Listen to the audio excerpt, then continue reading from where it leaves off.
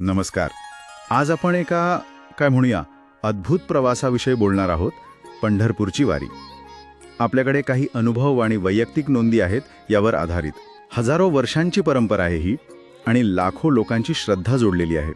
तर या माहितीच्या आधारे जरा खोलवर समजून घेऊया काय आहे हे सगळं. हो, नमस्कार. अगदी खरं आहे. ही फक्त अशी शारीरिक यात्रा नाहीये किलोमीटर चालण्याची. याच्या मागे खूप काही आहे. भावना आहेत, प्रेम आहे, निष्ठा आहे. तर आपल्या सोर्सेसमधून आपण नक्कीच वारीचं अंतरंग समजून घ्यायचा प्रयत्न करूया. त्यातले काही महत्त्वाचे मुद्दे आणि क्षण बघूयात. हो, तर सुरुवातीलाच ना स्रोतांमध्ये भाव आणि प्रेम यावर खूप भर दिलाय. वारीला आनंदाचं गाव असंही म्हणतात. तर या भावनांचा नेमका अर्थ काय आहे तिथे? बरोबर. हा भाव शब्द खूप महत्त्वाचा आहे इथे. ही फक्त अशी वरवरची भावना नाहीये, तर एक खोल, अगदी समर्पित अशी अनुभूती आहे. तुम्ही बघा ना, तिथे स्त्रिया, पुरुष, लहान मोठे कुणीही नदीवर, उघड्यावर सहज स्नान करतात. काही संकोच नसतो. का? कारण तिथे एक निर्व्याज प्रेम आहे, एक आपलेपणा आहे. अच्छा. जात, पंथ, लिंग, वय हे सगळं तिथे विरघळून जातं.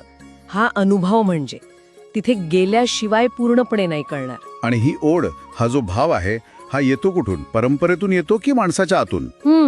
दोन्हीचं मिश्रण आहे असं स्रोत सांगतात.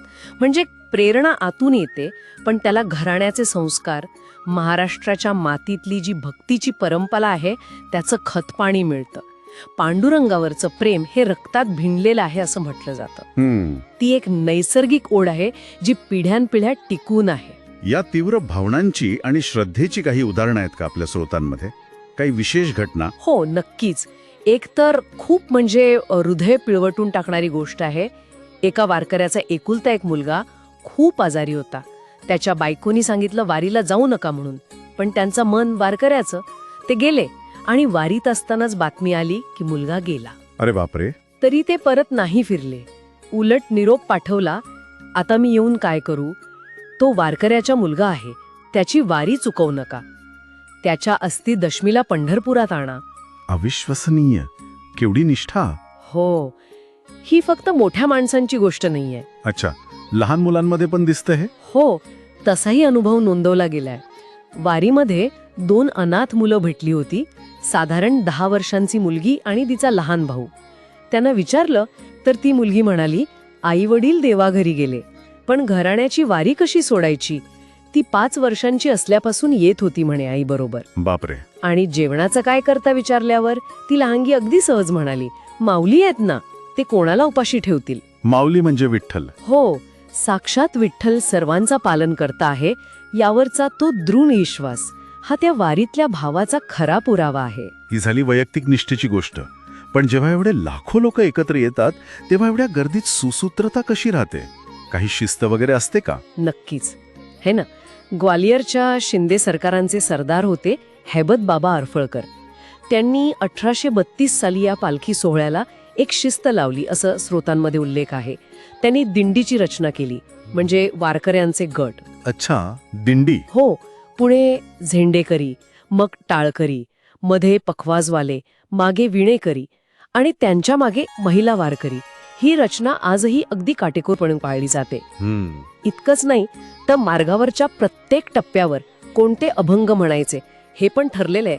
आणि ही शिस्त इतकी अंगवळणी पडली आहे की पालखी म्हणजे माऊली थांबल्याशिवाय काही वारकरी पाणी सुद्धा पित नाहीत. अरे हो, ही फक्त बाहेरची शिस्त नाही, ती श्रद्धेतून आलेली स्वयंशिस्त आहे. बरोबर. आता वैयक्तिक पातळीवर परत येऊया. पहिल्या वारीच्या अनुभवांबद्दल काही खास नोंदी आहेत? लोकांवर काय परिणाम होतो त्याचा? आहे. एक अनुभव सांगितलाय. कुणीतरी 10वीत असताना पहिल्यांदा वारीला गेलं होतं. आता खूप चालायचं म्हटल्यावर पाय दुखणार ही भीती होतीच.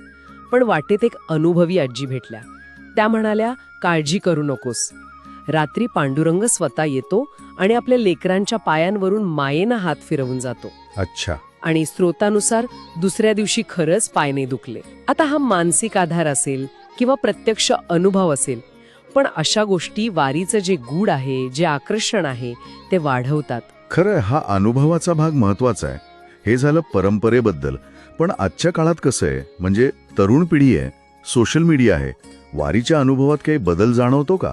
यावर एक टिप्पणी आहे स्रोतांमध्ये की आता थोडी रील्सची वारी दिसायला लागली आहे. पण खरी वारी ही रिअल असायला हवी. म्हणजे नुसते फोटो किंवा व्हिडिओ नाही, तिचा खरा अनुभव घ्यायला पाहिजे. आणि तो अनुभव घेण्यासाठी तिचा भाग व्हावा लागतं, कष्ट घ्यावे लागतात, उन्हात चालावं लागतं, भाजायला होतं, पायाला फोड येतात, लोकांमध्ये मिसळावं लागतं. तेव्हा कुठे त्या वारीचं खरं मर्म कळतं. म्हणजे ती फक्त एक इव्हेंट म्हणून नाही बघायची. नाही, वारकरी म्हणून अनुभवायला हवी. बरोबर. याचा अर्थ स्पष्ट आहे की वारी ही फक्त 20 दिवसांची यात्रा नाहीये, तर ती एक निरंतर चालणारी जीवनशैली आहे. अगदी बरोबर. खरा वारकरी हा 24 तासांचा 365 दिवसांचा असतो असं म्हणतात.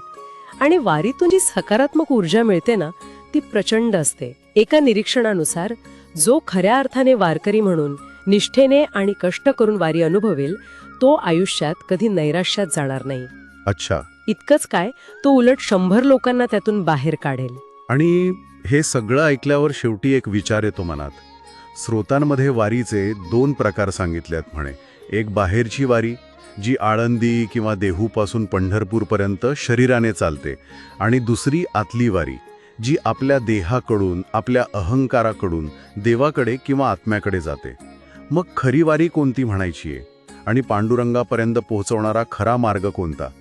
हा विचार करायला लावणारा प्रश्न आहे खरं तर.